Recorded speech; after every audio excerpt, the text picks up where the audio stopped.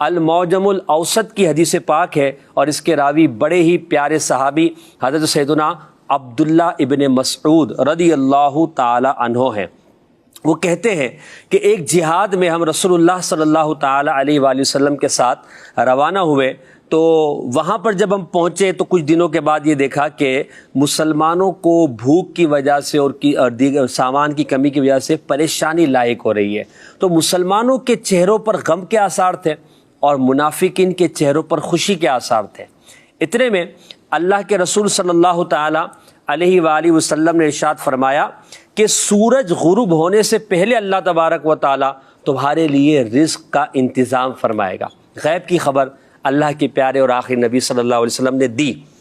اچھا، یہ بات حضرت عثمان غنی رضی اللہ تعالی عنہ تک پہنچی تو حضرت عثمان غنی رضی اللہ تعالیٰ عنہ کے بارے میں راوی کہتے ہیں کہ انہوں نے یہ یقین کر لیا کہ اللہ اور اس کے رسول صلی اللہ علیہ وسلم آج مسلمانوں کے لیے کھانے کا انتظام فرما دیں گے۔ تو آپ اٹھے اور سامان سے لدے ہوئے 14 اونٹ آپ نے فی البدی خریدے، اور خریدنے کے بعد 9 اونٹ رسول اللہ صلی اللہ علیہ وسلم کی بارگاہ میں حاضر کر دیے۔ تو جو لے کر سرکار کی بارگاہ میں گئے، نبی پاک نے ان سے پوچھا کس نے دیے؟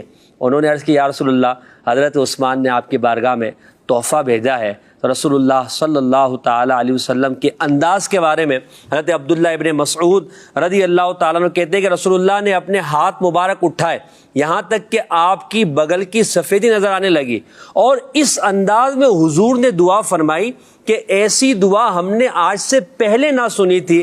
ایسی دعاؤں سے رسول اللہ صلی اللہ علیہ وسلم نے حضرت سیدنا عثمان غنی رضی اللہ تعالی عنہ کو نوازا۔